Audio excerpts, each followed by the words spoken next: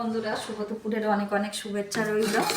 আজকে দুপুরের মেনুতে কি কি আছে দেখুন। গতকাল গিয়েছিলাম বড় জায়ের ছোট বোনের ছেলের বউ ভাতের অনুষ্ঠানে। এই আজকে অনেকটা রাত হয়ে গেছে আসতে। এবার তেল মশলা খাওয়ার পর একটু হালকা পাতলা জিনিস তো খেতে ইচ্ছা করে, ভাবলাম একটু ঝোল করি।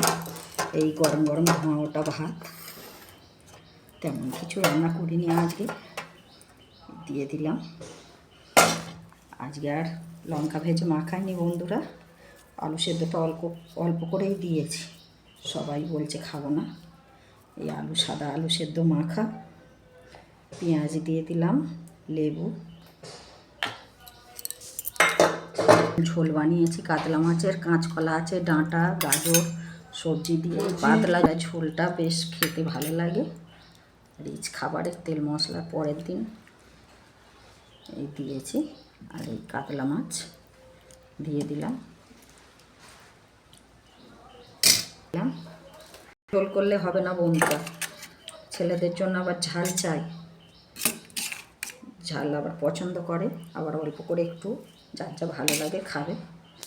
এই 3 পিস মাছের আবার ঝাল করেছি আলাদা করে। 1 গ্লাস জল।